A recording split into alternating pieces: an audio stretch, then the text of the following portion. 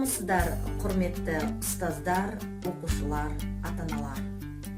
Адамға екі нәрсе тіректегі, бірі тіл, бірі ділің жүректегі деп, Жүсіп баласағын бабамыз айтқандай, кез келген мемлекеттің, елдің тірегі сол елдің ана тілі болмақ.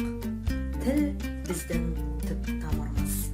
Мәдениетті жасаушы, оны ұрпақтан ұрпаққа жеткізуші, ғасырлар бойы сақтаушымыз. Ана тілі бәріміздің анамыз, өйткені ол ұлтымыздың анасы.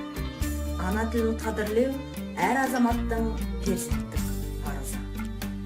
Тұңғыш елбасымыз Нұрсұлтан Әбішұлы Назарбаевтың Қазақстан халқына жолдауында Қазақстан бүкіл әлемде халқы үшін үш тілді пайдаланатын мәдениетті ел ретінде танылуы тиіс демекші. Қазақстан халқының тілдер күніне орай мектебіміздегі тілдер бірлестігінің ұйымдастыруымен қазақ тілінің мерейі, менің мерейім тақырыбында онлайн форматта іс-шаралар жүргізілуде. Балалар, құтты болсын тілін бүгін, ашатын жан сарайын білімдінің, кешегі анаң айтқан, бабаң айтқан тіліне зер салыңдар, бұрынғы мүнде келе баршаңызды Қазақстан Республикасы халықтарының тілдер күні мерекесімен шын жүректен құттықтаймыз. Тұманбай Молдағалиев. Қызғалдақтай ашылған қара түрін, ата-ананың дегендей қанатын, сен екеуің сөйлейсің басқа тілде, үйретеді кім оған ана тілін. Сол емес пе күні түн қарайтының, бақытына өміріңнің балайтының, інім өзің сөйлейсің басқа тілде, үйретеді кім оған абай тілін.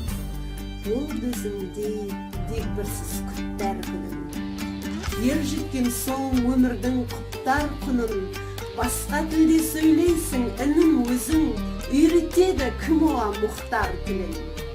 Үйретеді кім оған қазақ тілін, еркін құстай еліміз азат бүгін, жаманбыз ба сонша біз, ойлаш өзің, шылауында кетердей бозаттың. Саған айтам, қазақтың қара көзі, басталды ғой заманның жаңа кезі, үйрет оған өз тілін, ана тілін, басқа тілді үйреніп алады өзі. Жизнь не стоит на одном месте. Она идет своим чередом, несмотря на карантинные меры, связанные с COVID-19. В учебном процессе, помимо будничных дней, есть и праздничные мероприятия. Одним из праздничных дней сентября является День языков народа Казахстана. Казахстан – многонациональная страна, в которой каждый народ говорит на родном языке. В школах страны дети, кроме родного, изучают еще и русский язык. Но как родной, люблю язык я русский. Он нужен мне как небо каждый миг. По Конституции русский язык является языком межнационального общения.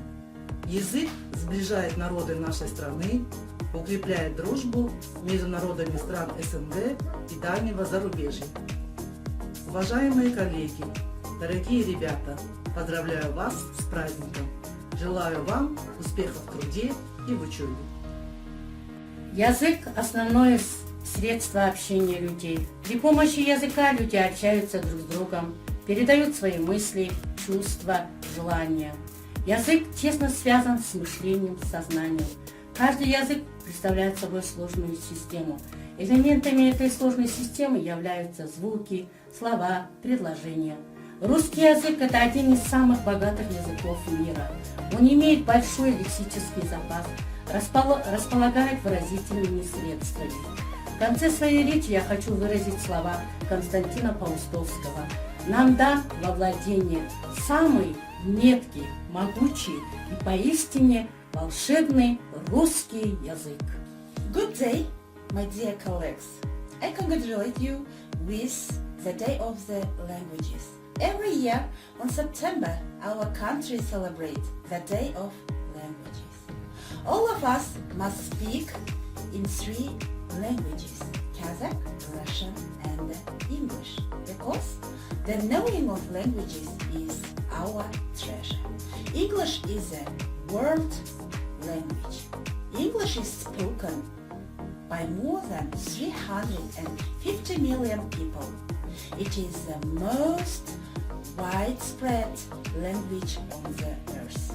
Knowing of languages are very important for us. There are many nations live in Kazakhstan. They love peace. We have one motherland, one country, one language. English spoken all over the world. It is spoken as a mother tongue. It is one of 6 official languages of the United Nations. It is studied as a foreign language in many schools. Today, English is the language of the world.